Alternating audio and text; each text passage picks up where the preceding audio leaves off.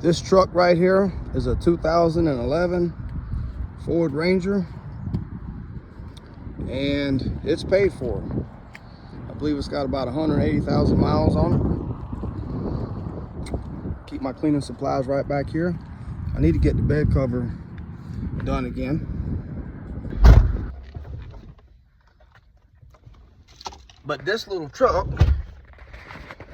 is one of the many reasons as to why I am able to go get massages and go out to restaurants and spoil myself and live a debt-free life.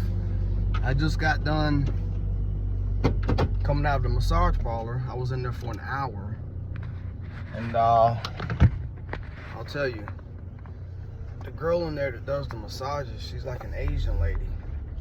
She don't speak any English, but man, she will squeegee all the crinks out of your back or your legs or your arms or whatever, man. I'm 43 years old, and every time I come out of it, I feel like I'm 24 years old again. And I just wanted to make this video just to kind of share with you why it's great to become debt-free. It's just, you know, you get rid of a lot of stress, anxiety, always worried about what's going on, always worried about bills. That stuff gets old, man. And if you're younger, if you're in your 20s or 30s or whatever you're at in your life, you got to start thinking about the future. You got to start thinking about, where do I want to be at in 10, 15 years? When I'm 43 years old, where do I want to be at? My hair's a little messed up because she was massaging my scalp too. You got to think through those things. If you go look at my videos, I think I've got a 5-year and 10-year plan. I talk about how to get out of debt by using buckets with your bank account. All these things are important. You don't have to have the best truck in the neighborhood. You know, you can get you something that's nice and clean. This little white truck's good and clean. It gets me where I got to go to. And it does its job. It's got heating and air. It's got a radio. I mean, it's a good looking little truck for me, you know. I think at some point in your life, you kind of outgrow the whole, what am I driving, or what do people think? And there's a point in your life where you outgrow that. And I will tell you, I think I outgrew that whenever I got out of high school. When I was in high school, I know that people put a big emphasis on what kind of clothes you wore. And if you didn't wear name brand clothes, you got picked on. I mean, high school was terrible for me. I remember wearing Faded Glory clothes from Walmart, and I would take the tags out of them so people couldn't tell what kind of clothes I was wearing. They were nice clothes, they looked good, but they weren't name brand Nike clothes. And I would save my money up and get me a nice pair of Nikes or something like that, and I took good care of them because I knew I didn't have the money to keep getting new shoes, you know. And I have a mom and dad who was paying for that stuff. So I guess when I got out of high school, it was really important for me to become financially stable and financially, you know, free. And so as I started, you know, I joined the military, but as I was in the military, I never knew if I was going to stay in the military or not. You know, I just didn't know. And so I guess for me, there was always a fear that one day I wouldn't have a home, or I wouldn't have a house. And the fear came from being in the foster system. When I was a kid, I never liked people having leverage over me. You know, I had to live in their homes and stuff. And so when I was able to work, join the military and work and go get money, it was very, very important to me to get a house and try to get it paid off as quick as I could. And so the way I got out of debt was, and don't get me wrong, I've made some stupid mistakes in my life. I've bought cars and stuff. I've done those things. I've had car payments. I've done all that stuff.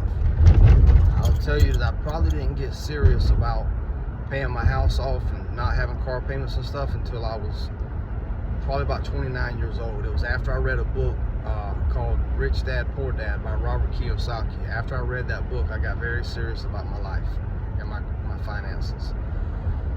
And so, you know, after I read that book, I got really, really aggressive. I sold things that I had payments on, and some of those things I even took losses. I sold a truck. It was a Dodge Ram Hemi 2014 Burgundy, beautiful truck. think I paid $43,000 for that truck. I drove it off the lot with no money down. That's how good my credit was. I took a $5,000 loss on that truck. I had to eat $5,000 because I was that serious about getting rid of payments. That payment on that truck was like $583 a month or something like that for 5 years. I got rid of it. I think I had that truck for a year and I got rid of it. And so, you know, you just gotta figure out where you want to go and draw your map out and draw your plan out and aggressively think about it all the time. Dream about it. Create a vision board.